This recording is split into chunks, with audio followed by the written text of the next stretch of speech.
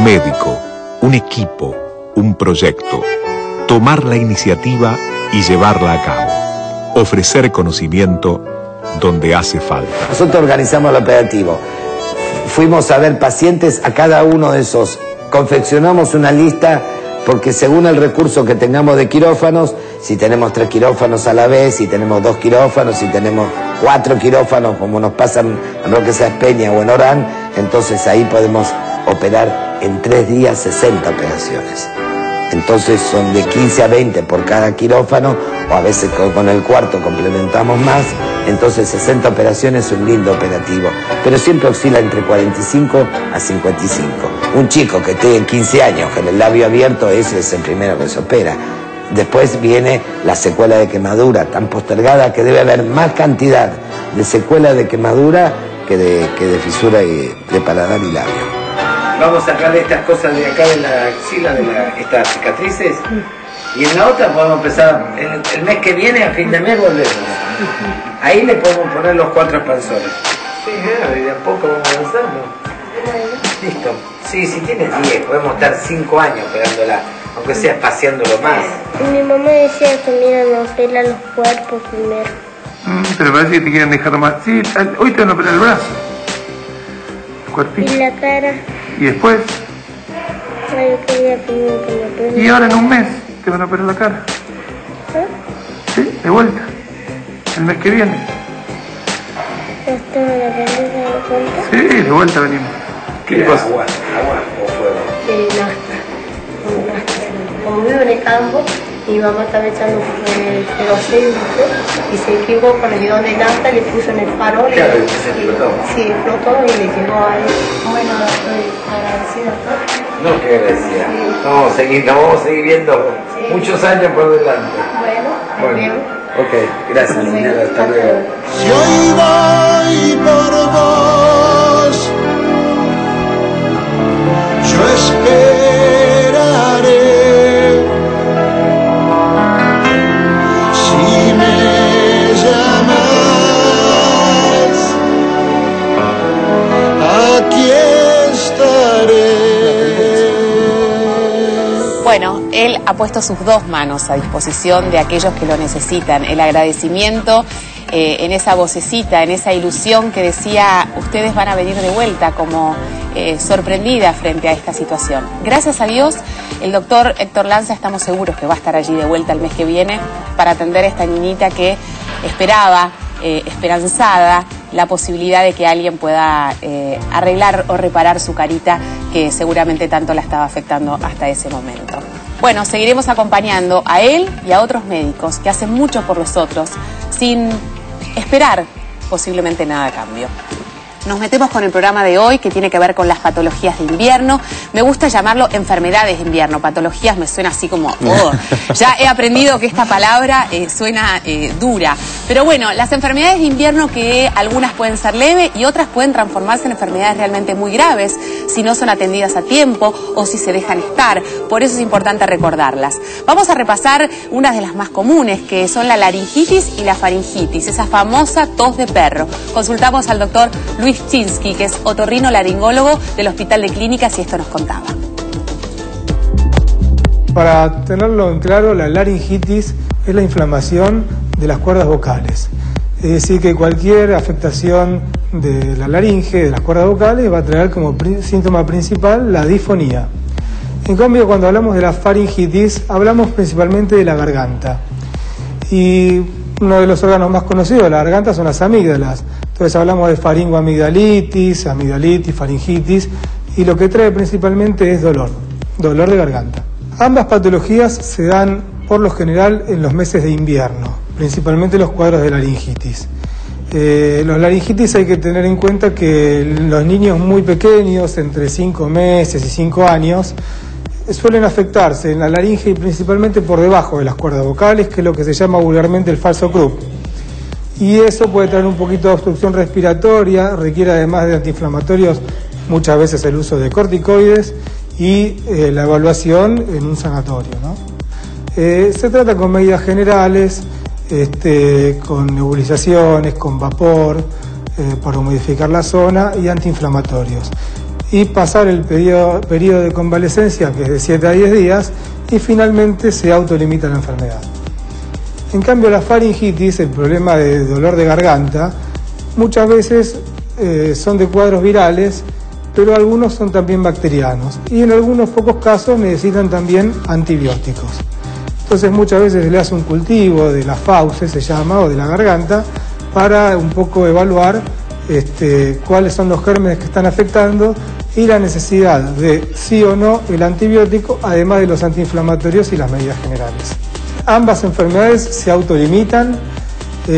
Por supuesto que hay rarezas donde pueden complicarse, es decir, por ejemplo, la laringitis, hay una entidad que es la epiglotitis, que es la laringitis supraglótica y que requiere un tratamiento específico, y en general son chicos que aparecen con babeo, con dolores, con adenopatías, con mayores complicaciones y son derivados al especialista. Y los cuadros de faringoamigdalitis complicadas con abscesos periamigdalinos también requieren un tratamiento específico, pero son los menos y en general son cuadros que el médico general los divisa fácilmente y los deriva oportunamente. Son enfermedades muy prevalentes en la población. Cualquier persona que camina por la calle en el año 1 o 2 veces va a padecer alguna de estas enfermedades. Lo importante es acudir rápidamente al médico, seguir las indicaciones generales que le dan y por supuesto estar atentos. Alguna complicación posible, algún síntoma que en el tiempo se prolonga o cualquier afección que a uno le llama más la atención, va a ser derivado al especialista y se le va a poder tratar adecuadamente sin que quede ninguna secuela. Bueno, patologías muy comunes que en realidad pueden tener lugar en otras cosas. Estas laringitis a repetición o esta faringitis a repetición pueden estar dando cuenta de otras situaciones que deben ser atendibles, como por ejemplo los problemas, como decía el doctor, en los oídos, Totalmente. oídos que no respiran, que deben ser atendidos de otra manera, en fin, tratamientos que resultan muy efectivos, ¿no, doctor? Exacto, y recordar que son todas patologías de lo que se llama el tracto respiratorio superior, ¿sí? Después vamos a estar profundizando. Que son las que asustan mucho, porque son las que uno siente que nuestro hijo se queda sin respirar, Exacto. El famoso falso croup, en fin, todas Por esas... eso es muy importante el tema de la contención, de poder calmarlo, porque eso mejora y acelera el tratamiento y lo facilita. Bueno, ahora vamos a hablar de la bronquiolitis. Esta bronquiolitis que en general en esta época del año nos asusta mucho porque todos los medios de comunicación empiezan a hablar sobre la cantidad de niños que mueren por año de bronquiolitis. Pero, ¿qué es exactamente la bronquiolitis? Sí. ¿Cómo podemos prevenirla? Esto es lo más importante. El aparato respiratorio tiene una serie de tuberías, ¿sí? Que son los bronquios, que van de mayor tamaño a menor tamaño, hasta los bronquíolos. Estos bronquíolos son los que se afectan en la bronquiolitis. Es bien estacional, es bien de la época invernal, se produce por diferentes tipos de virus. La mayor parte la produce un tipo de virus en especial que se llama virus sincicial respiratorio y da síntomas de obstrucción de los bronquios. Estos síntomas se dan porque se produce mucho moco, se produce lesión a nivel de la mucosa que recubre el bronquíolo y se contrae el músculo. Todo esto resulta en dificultad para respirar. Claro. Entra al aire, pero no puede salir, le cuesta muchísimo salir. Entonces, lo que tenemos que estar atentos es a los síntomas clásicos de la bronquiolitis. Pensemos que se ve en bebés menores de 2 años, alrededor de los 6 meses y el año es la mayor incidencia, tienen dificultad para respirar, es decir, respiran más agitados, uno le levanta la remera y ve cómo se le hunden las costillas, puede ver como que un pequeño aleteo nasal, que se abren y se cierran las fosas nasales, puede llegar a tener dificultades para comer. ¿Por qué? Porque está muy agitado. Entonces cuando come tiene que comer más fraccionado y muchas veces tiene vómitos. Ezequiel, ¿por qué es tan complicado hablar de bronquiolitis en los bebés, digamos, y por qué se relaciona la bronquiolitis con las internaciones? La mayoría de las bronquiolitis se tratan en casa. Okay. Cerca del 97%, no se complican y no pasa nada. Después hay determinados chicos que entran en los grupos de riesgo. Chicos que no tienen una buena nutrición, chicos que tienen algún problema, alguna cardiopatía congénita, chicos prematuros, chicos que no han recibido todas las vacunas, por eso es tan importante tener el calendario de vacunas actualizado. Entonces, eso, o familias, el papá o la mamá tal vez fuman en casa, son todos factores de riesgo que predisponen a que esos chicos puedan tener una bronquiolitis complicada. Pero la mayoría puede tratarse perfectamente en casa. ¿Cuáles son estas medidas de tratamiento? Tenemos el salbutamol, que es lo que puede abrir esos bronquios y permitir que la entrada de aire sea mucho mejor. En algunos casos, depende del caso, lo indicará el pediatra, pueden llegar a usarse corticoides, y las medidas que nosotros llamamos de sostén o caseras es ponerlo en posición semisentada. Nosotros siempre hablamos de el famoso Bebecit, como para que esté a 45 grados, esto le permite respirar mejor, y el tema de este fraccionamiento de la teta o de la mamadera para que esté bien hidratado. Perfecto. Cosas a tener en cuenta: si tiene mucha fiebre, no se alimenta bien, está decaído, no se lo puede despertar, tenemos que consultar rápidamente para lograr una evaluación oportuna.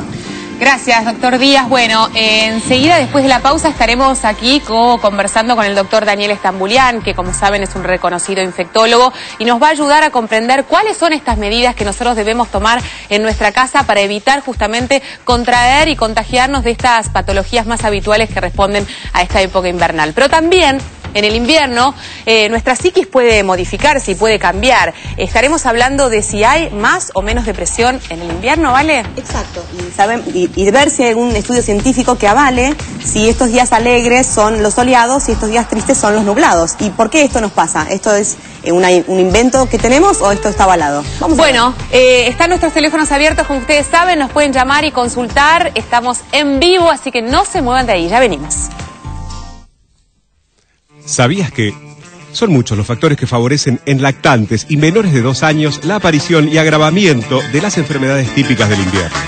Su incipiente capacidad inmunitaria, los cambios bruscos de temperatura, la contaminación de las grandes ciudades y el hacinamiento en lugares públicos como centros comerciales o salas cuna y jardines infantiles a las que muchos niños asisten desde temprana edad son solo algunas condiciones que los hacen más vulnerables.